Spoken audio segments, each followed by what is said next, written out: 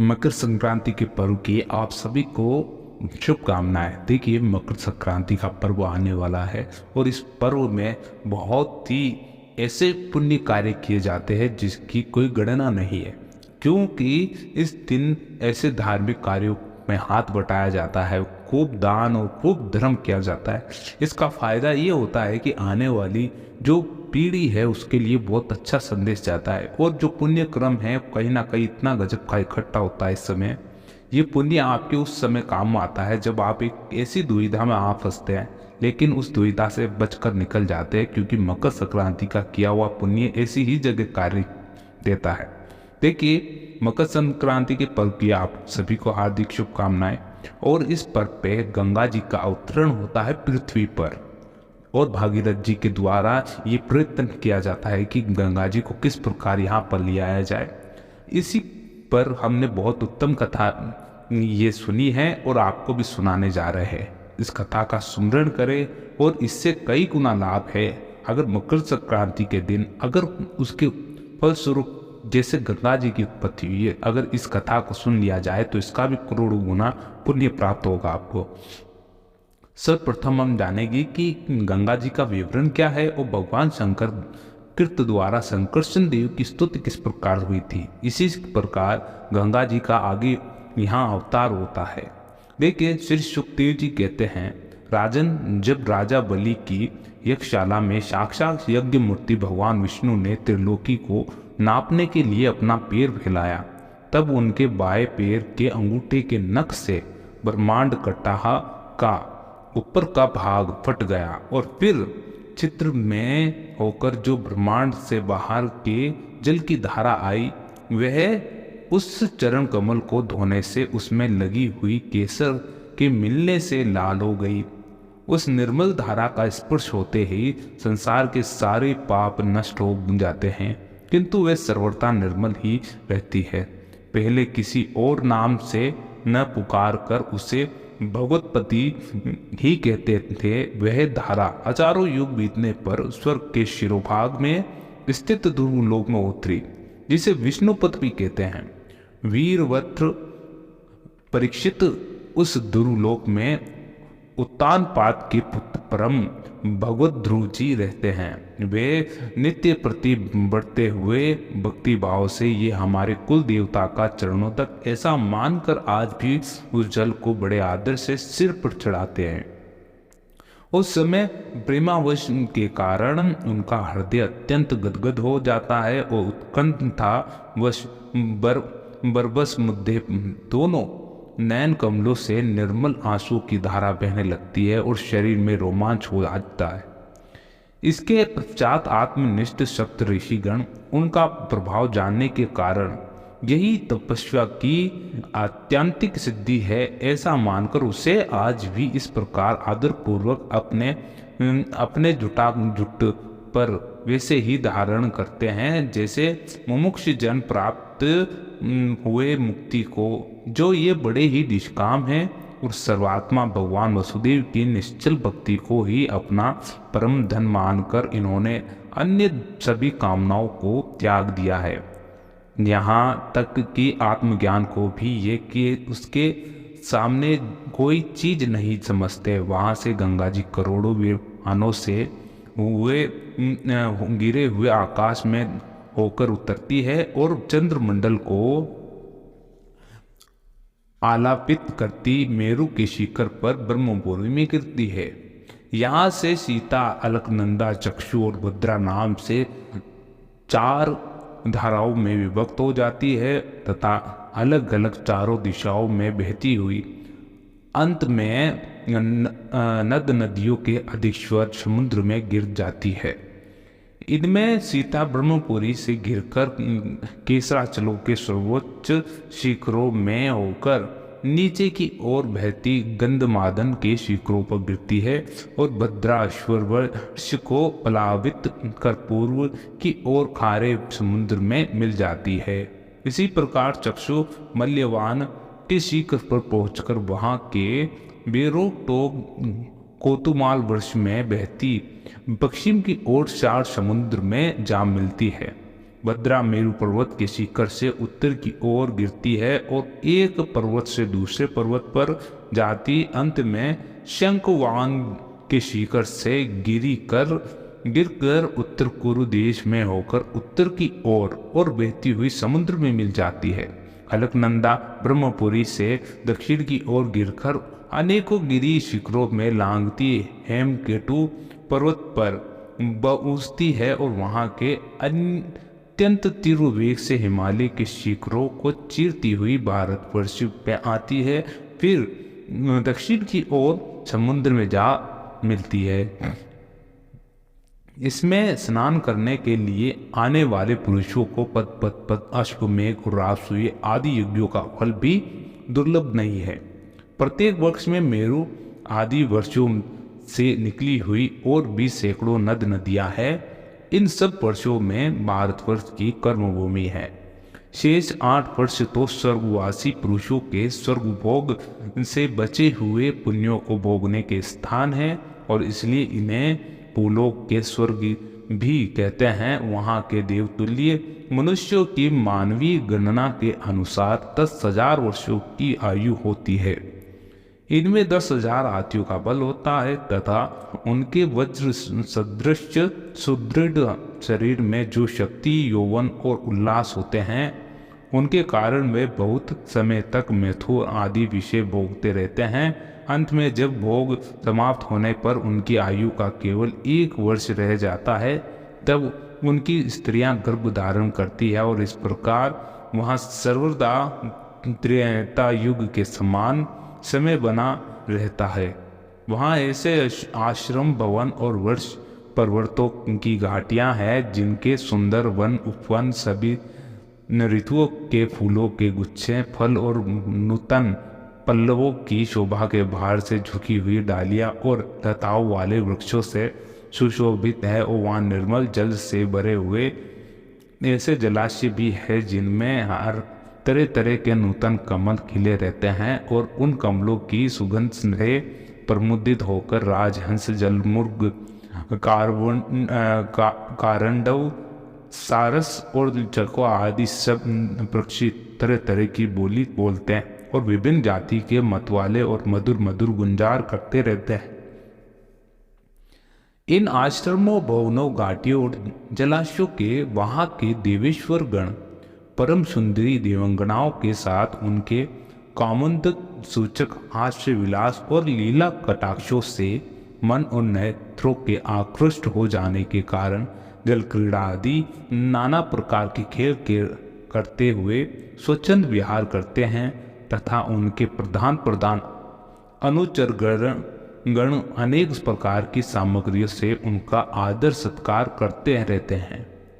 इन नवों वर्षों में परम पुरुष भगवान नारायण वहाँ के पुरुषों पर अनुग्रह करने के लिए इस समय भी अपने विभिन्न मूर्तियों से विराजमान रहते हैं और ईलावृत वृक्ष में एकमात्र भगवान शंकर ही पुरुष है।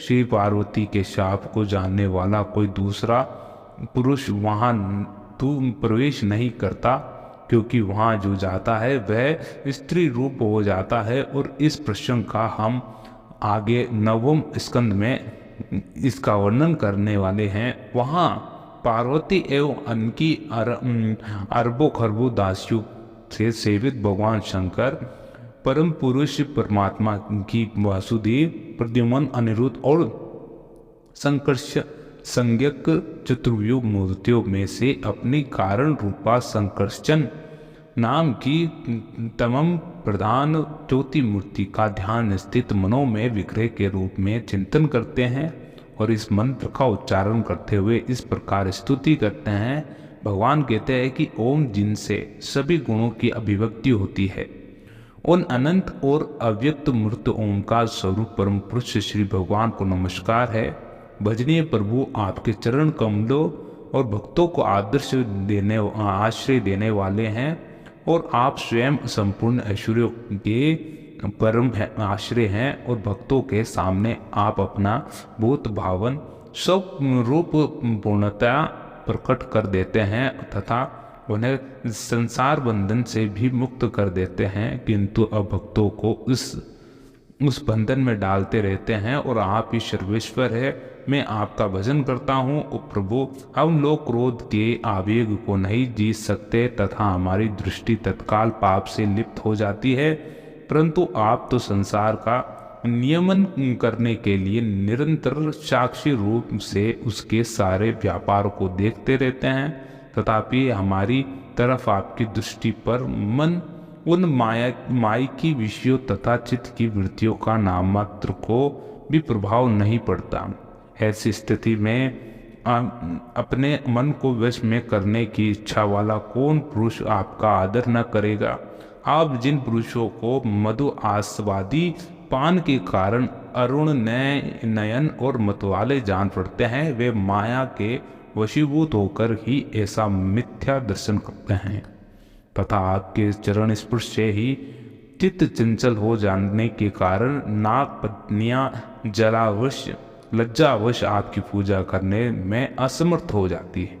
वेद मंत्र आपको जगत की उत्पत्ति और स्थिति और लय का कारण बतलाते हैं, परंतु आप स्वयं इन तीनों विकारों से रहित हैं, इसलिए आपको अनंत कहते हैं। आपके सहस्त्र मस्तकों पर यह भूमंडल सरसों के दाने के समान रखा हुआ है और आपको तो यह भी नहीं मालूम होता कि वह कहाँ स्थित है, जिनसे उत्पन्न हुआ। मैं अहंकार रूप अपने त्रिगुण में तेज से देवता, इंद्रिय और भूतों की रचना करता हूँ। मैं विज्ञान के आश्रय भगवान ब्रह्मा जी की भी आपके ही महत्व संज्ञक प्रथम गुण में स्वरूप है और महात्मन महत्व अहंकार और इंद्रियाभिमानी देवता, इंद्रिय और पंचभूत आदि हम सभी डोरी में बंधे हुए पक्षी के समान आपकी क्रिया शक्ति के वशीभूत रहकर आपकी ही प्रार्थना कृपा से इस जगत की रचना करते हैं। सत्वादि गुणों की सृष्टि से मोहित हुआ यह जीव आपकी ही रची हुई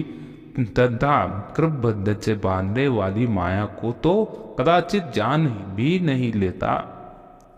भी लेता है, किंतु उससे मुक्त होने का उपाय उसे सुगमता से नहीं मालूम होता।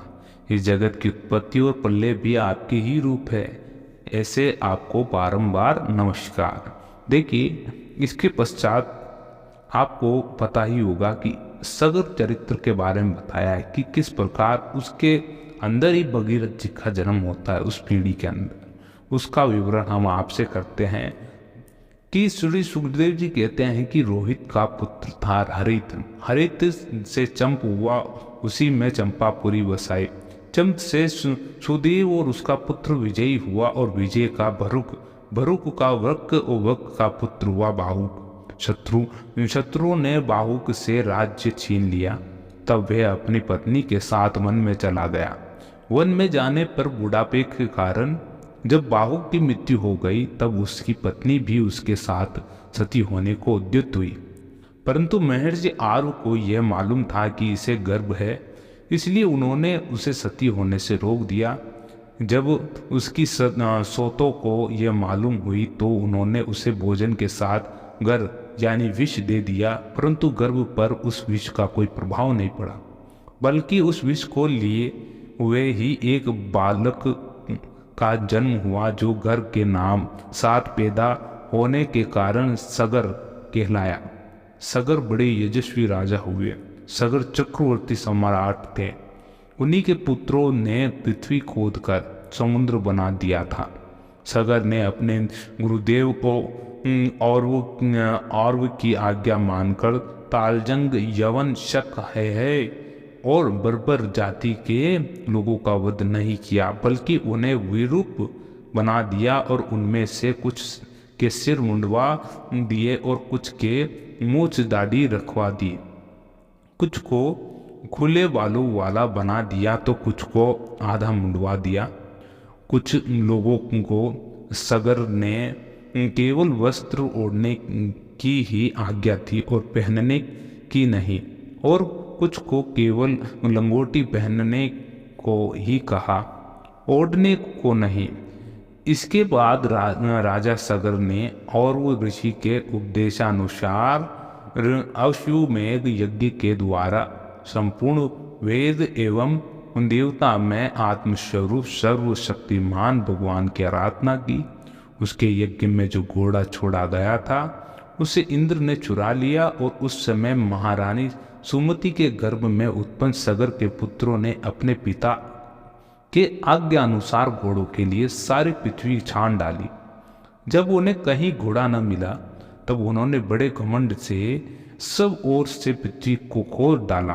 खोदते खोदते उन्हें पूर्व और उत्तर के कोने पर कपिल मुनि के पास आना अपना घोड़ा दिखाई दिया और घोड़े को देखकर वे 60,000 राजकुमार शस्त्र उठाकर जब कहते हुए उनकी ओर दौड़ पड़े कि यही हमारे घोड़े को चुराने वाला चोर है, देखो तो सही इसने इस समय कैसे आंखें मूंद रखी है, ये पापी है, इसको मार डालो मार डालो।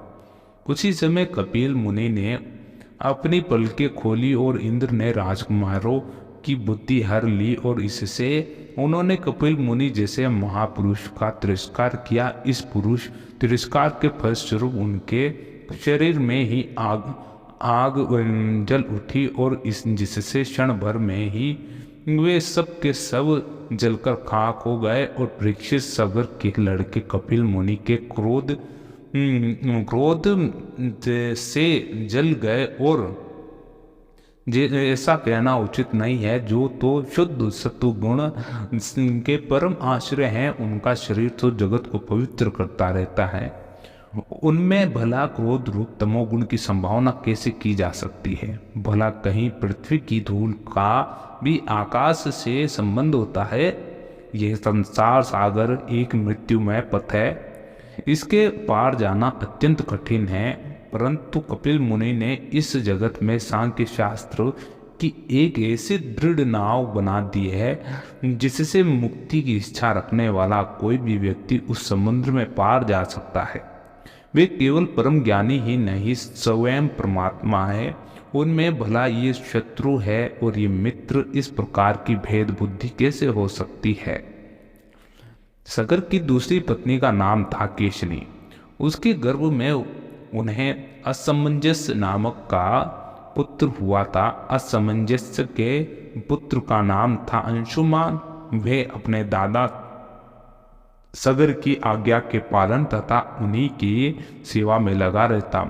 असमंजस पहले जन्म से योगी थे और संग के कारण वे योग से विचलित हो गए और परंतु अब भी उन्हें अपने पूर्व जन्म का स्मरण बना हुआ था कि इसलिए वे ऐसे काम किया करते थे जिनसे भाई बंधु उन्हें प्रिय न समझे। वे कभी कभी तो अत्यंत निंदित कर्म कर बैठते और अपने को पागल सा दिखलाते, यहाँ तक कि खेलते हुए बच्चों को सरयू में डाल देते। और इस प्रकार उन्होंने लोगों को उद्घिन्न कर दिया था कि अंत में उनकी ऐसी करतूत देखकर पिता ने पुत्र स्नेह को तिलांजलि दे दी और उन्हें त्याग दिया। तदंतर असमंजस ने अपने योग बल से उन सब बालकों को जीवित कर दिया और अपने पिता को दिखाकर वे वन में चले गए।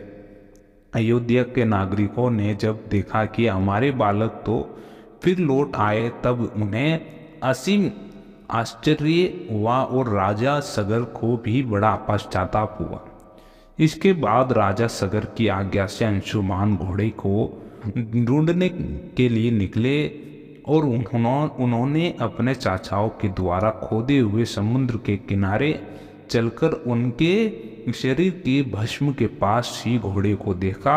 वहीं सगर के अवतार कपिल मुनि बड़े बैठे हुए थे और उन्होंने देखकर उदार हृदय अंशुमान से ने उनके चरणों में प्रणाम किया और हाथ जोड़कर एकाग्र मन से उनकी स्तुति की।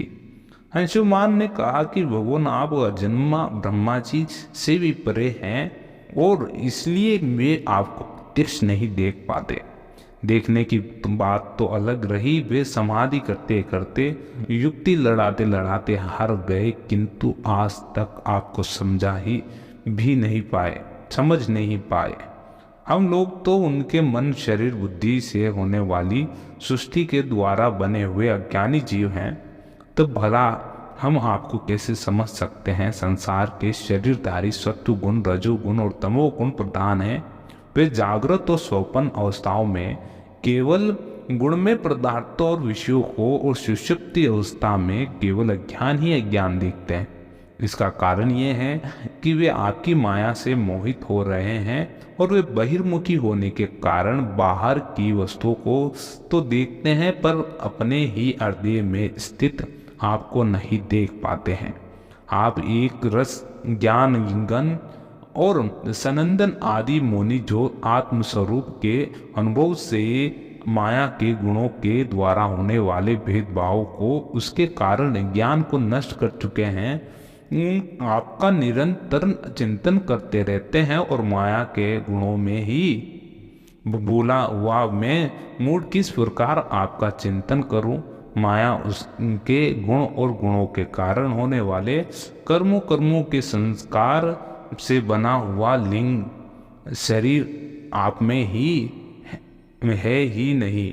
न तो आपका नाम है और न तो रूप। आप में न कार्य है न कारण। आप सनातन आत्मा है। आपका उपदेश करने के लिए ही आपने यह शरीर धारण कर रखा है। हम आपको नमस्कार करते हैं प्रभु। ये संसार आपकी माया की करामात है, और इसके किस समझकर काम, लोभ, ईर्ष्या, मोह से लोगों का चित्त, शरीर, हृदय, घर आदि में भटकने लगता है, और लोग इसी के चक्कर में फंस जाते हैं। और समस्त प्राणियों के आत्मा प्रभु, आज आपके दर्शन से मेरे मोह की वह दृढ़ फांसी कट गई जो कामना, कर्म, इंद्रियों को जीवन दान देती है। श्री सुखदेव जी कहते हैं कि परीक्षित, जब अंशुमान ने भगवान कपिल मुनि के प्रभाव का इस प्रकार गान किया, तो उन्होंने मन ही मन अंशुमान पर बड़ा अनुग्रह किया और कहा, श्री भगवान ने कहा, बेटा ये घोड़ा तुम्हारे पितामह का यज्ञ पशु है, इसे तुम ले जाओ। तुम्हारे जले हुए चाचाओं का उद्धार केवल गंगा जल से होगा, और कोई उपाय नहीं है। अंशुमान ये बड़े नम्रता से उन्हें प्रसन्न करके उनकी परिक्रमा की और घोड़े को ले आए। सगर ने ये यज्ञ पशु के द्वारा यज्ञ की शेष क्रिया समाप्त की, और तब राजा सगर ने अंशुमान को राज्य का भार सौंप दिया, और वे स्वयं विषयों से निष्प्रय और बंधन मुक्त हो गए, और उन्होंने महर्षि आर्व को बतलाए हुए मार्ग से परम पद की प्राप्ति की। अब देखिए कि श्री सुखदेव जी कहते हैं कि परीक्षित, अंशुमान ने गंगा जल को लाने की कामना से बहुत वर्षों तक घोर तपस्या की, परंतु उन्हें सफलता नहीं मिली। समय आने पर उनकी मृत्यु हो गई, और अंशुमान के पुत्र दिलीपन ने भी वैसे ही तपस्या की, परंतु वे भी असफल ही रहे। समय पर उनकी भी मृत्यु हो गई, और दिलीप के पुत्र थे भगीरथ। उन्होंने बहुत बड़ी तपस्या की। उनकी तपस्या से प्रसन्न होकर भगवती गंगा ने उन्हें दर्शन दिया और कहा कि मैं तुम्हें वर देने के लिए आई हूँ। उनके ऐसा कहने पर राजा भगीरथ ने बड़ी निर्मलता से अपना अभिप्राय प्रकट किया कि आप मृत्यु लोक में चलिए। और गंगा जी ने कहा कि जिस समय मैं स्वर्ग से पृथ्वी तल पर गिरूं, उस समय मेरे वेग को कोई धारण करने वाला होने चाहिए। भगीरथ ऐसा न होने पर मैं पृथ्वी को फोड़कर रसातल में चली जाऊंगी, और इसके अतिरिक्त इस कारण से भी मैं पृथ्वी पर नहीं जाऊंगी कि लोग मुझसे अपने पाप धोएंगे। फिर मैं इस पाप को कहाँ धोऊंगी? भगीरथ, इस विषय में तुम स्वयं विचार कर लो। भगीरथ ने कहा कि माता, जिन्होंने लोक परलोक, धन संपत्ति, स्त्री पुरुष की कामना का संन्यास कर दिया, जो संसार की उपरवृत्त होकर अपने आप में शांत है, जो ब्रह्मनिष्ठ और लोकों को पवित्र करने वाले परोपकारी सज्जन हैं, वे अंग स्पर्श से तुम्हारे पापों को नष्ट कर देंगे, क्योंकि उनके हृदय में अज्ञ रूप अगासुर को मारने वाले भगवान सर्वदा निवास करते हैं और समस्त प्राणियों के आत्मा रुद्रदेव द्वारा तुम्हारा वेग धारण कर लेंगे। और क्योंकि जैसे साड़ी सूतों में ओतप्रोत, वैसे ही यह सारा विश्व भगवान रुद्र में ही ओतप्रोत है। परीक्षित गंगा जी से इस प्रकार कहकर राजा भगीरथ ने तपस्या के द्वारा भगवान शंकर को प्रसन्न किया।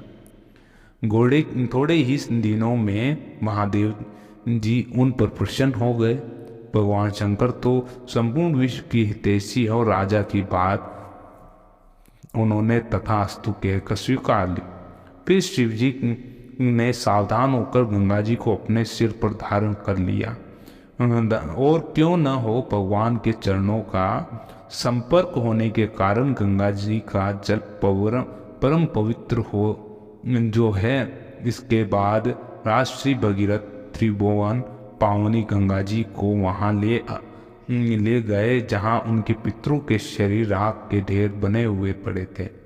वे वायु के समान वेग से चलने वाले रथ पर सवार होकर आगे आगे चल रहे थे और उनके पीछे पीछे मार्ग में पड़ने वाले देशों को पवित्र करती हुई गंगा जी दौड़ रही थी।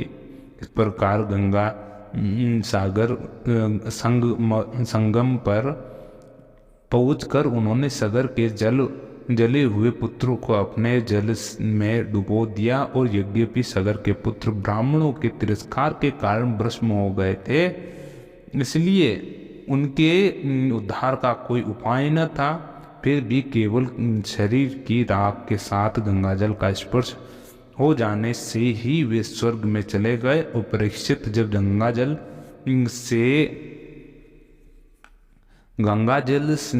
से शरीर की राख का स्पर्श हो जाने से सागर के पुत्रों को स्वर्ग की प्राप्ति हो गई, तब तो लोग श्रद्धा के साथ अब नियम लेकर श्री गंगा जी का सेवन करते हैं, तो उनके संबंध में तो कहना ही क्या है।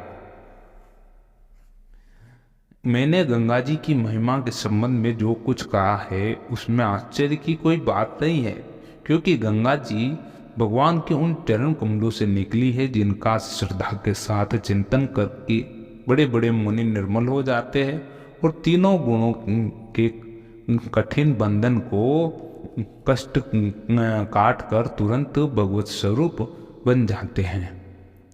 फिर गंगा जी संसार का बंधन काट दे, और इसमें कौन सी बड़ी बात है। भगीरथ का पुत्र था श्रुत का नाभ। यह नाभ पूर्वोक्त नाभ से भिन्न है। नाभ का पुत्र था सिंधु द्वीप, और सिंधु द्वीप का अयुतायु के पुत्र का नाम था ऋतुपर्ण, और वह नल का मित्र था। उसने नल को पासा फेंकने की विधि का रहस्य बतलाया था, बदले में उससे अश्वविद्या सीखी थी। ऋतुपर्ण का पुत्र स्वर्ण काम हुआ।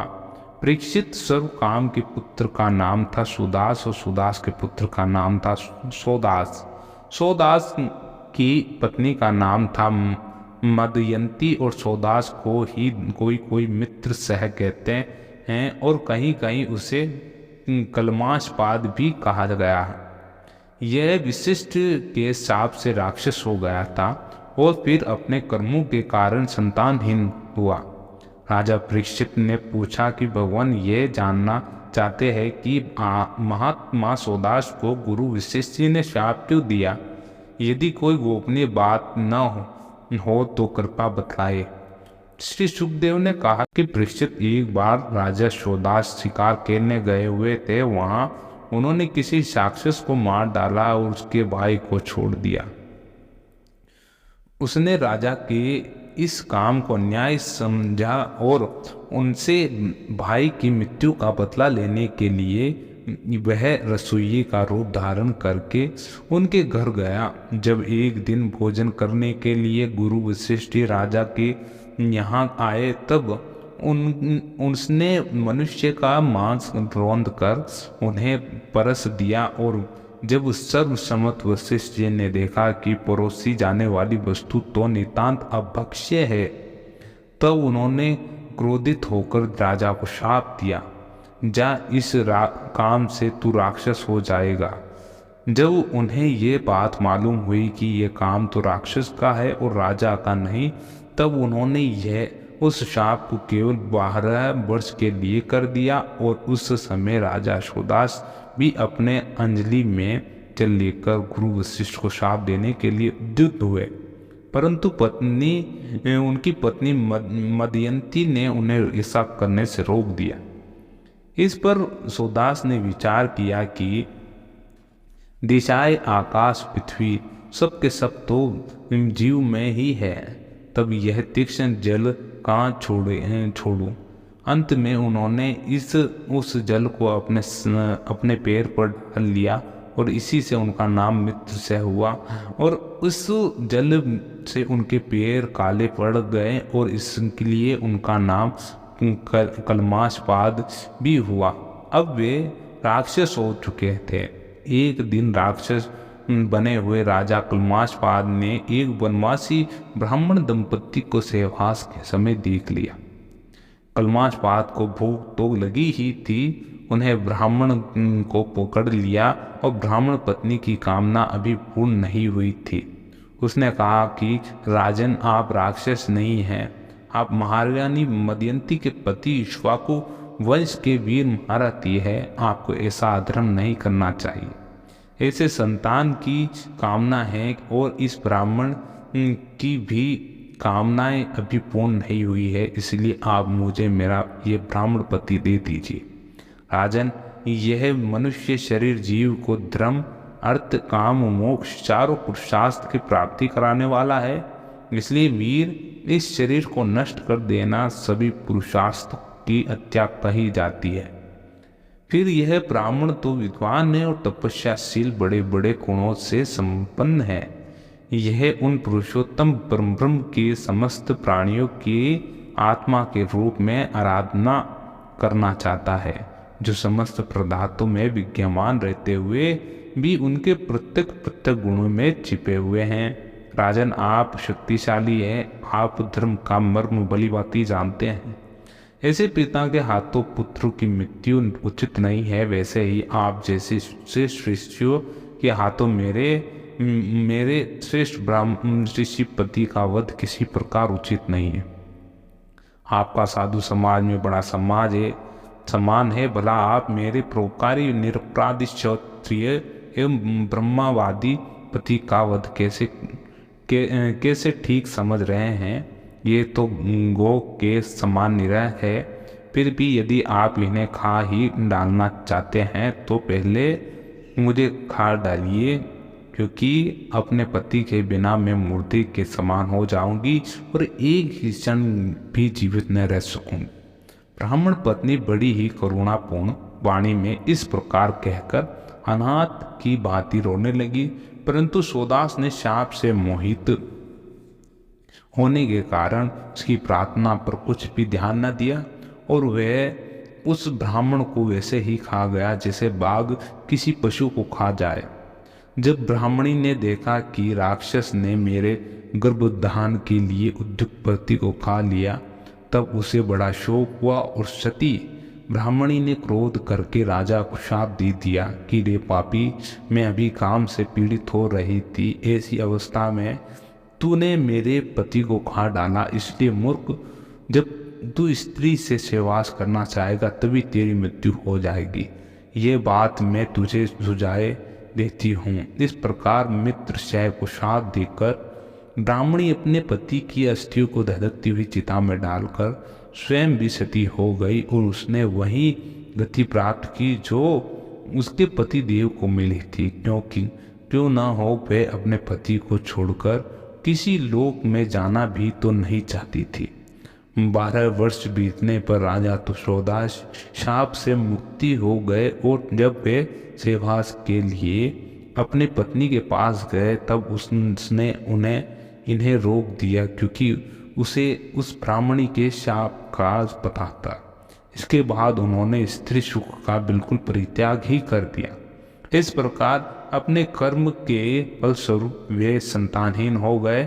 तब वशिष्ठ जी ने उनके कहने से मदयंती को गर्भधान कराया और मदयंती 7 वर्ष तक गर्भधारण किए रही, परंतु बच्चा पैदा नहीं हुआ। तब वशिष्ठ जी ने पत्थर से उसके पैर पर आघात किया। इससे जो बालक हुआ वे अक्षम यानी पत्थर की चोट से पैदा होने के कारण अश्मक कहलाया।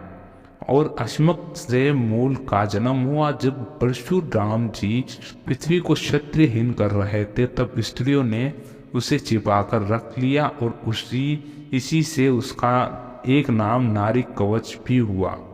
उसे मूलक इसलिए कहते हैं कि वह पृथ्वी के क्षत्रियहीन हो जाने पर उस वंश का मूल प्रवर्तक बना और मूलक के पुत्र हुए दशरथ के एडिविड और एडिविड के राजा विश्वसय के पुत्र ही चक्रवर्ती सम्राट खटवांग हुए। और युद्ध में उन्हें कोई जीत नहीं सकता था, क्योंकि उन्होंने देवताओं की प्रार्थना से दैत्यों का वध किया। और जब उन्हें देवताओं से यह मालूम हुआ कि अब मेरी आयु केवल 2 ही घड़ी की बाकी है, तब वे अपनी राजधानी लौट आए और अपने मन को उन्होंने भगवान में लगा दिया। और वे मन ही मन सोचने लगे कि मेरे कुल के इष्ट देवता है ब्राह्मण और उनसे बढ़कर मेरा प्रेम अपने प्राणों पर ही नहीं, पत्नी, पुत्र, लक्ष्मी, राज्य और पृथ्वी भी मुझे उतनी प्यारे नहीं लगती। मेरा मन बचपन में भी कभी अधर्म की ओर नहीं गया। मैंने पवित्र कृति भगवान के अतिरिक्त और कोई भी वस्तु कहीं नहीं देखी। तीनों लोकों के स्वामी देवताओं ने मुझे मुँह मांगा वर देने को कहा है, परंतु मैंने उन भोगों की लालसा बिल्कुल नहीं की, क्योंकि समस्त प्राणियों के जीवन दाता श्री हरि के नाम में ही मैं मग्न हो रहा था। और जिन देवताओं की इंद्रिया और मन विषयों में भटक रहे हैं, वे सत्व गुण प्रधान होने पर भी अपने हृदय में विराजमान सदा सर्वदा प्रियतम के रूप में रहने वाले अपने आत्मस्वरूप भगवान को ही नहीं जानते। फिर भला जो रजुगुणी और तमोगुणी हैं वे तो जान ही कैसे सकते हैं। इसलिए अब इन विषयों में मैं नहीं रमता। ये तो माया के खेल है और आकाश में झूठ मूठ प्रतीत होने वाले गंधर्व नगरों पे पढ़कर इनकी सत्ता नहीं है। ये तो अज्ञानवश चित्त पर चढ़ गए और संसार के सच्चे रचयिता भगवान की भावना में लीन होकर मैं विषयों को छोड़ रहा हूँ और केवल उन्हीं की शरण ले रहा हूँ। परीक्षित भगवान ने राजा खटवांग की बुद्धि को पहले से ही अपनी ओर आकर्षित कर रखा था और इसी से वे अंत समय में ऐसा निश्चय कर सके कि अब उन्होंने शरीर आदि अनात्म पदार्थों में जो अज्ञान मूलक आत्मभाव था उसका परित्याग कर दिया और अपने वास्तविक आत्म स्वरूप में स्थित हो गए। और वह स्वरूप साक्षात परम ब्रह्म है और वह सूक्ष्म से भी सूक्ष्म शून्य के समान है, परंतु वह शून्य नहीं परम सत्य है। भक्तजन उसी वस्तु को भगवान वसुदेव के नाम से वर्णन करते हैं। इस प्रकार माता गंगा की कथा यही खत्म होती है, जो कि भगीरथ द्वारा यहाँ पर उनको बुलाया जाता है पृथ्वी पर। आपको ये कथा कैसी लगी जरूर जानकारी दे। अगर कथा अच्छी लगी हो तो एक बार लाइक जरूर करें और सब्सक्राइब करें हमारा चैनल आनंद। मिलते हैं अगले वीडियो में, जब तक के लिए जय श्री हरि। ओम नमो भगवते वासुदेवाय।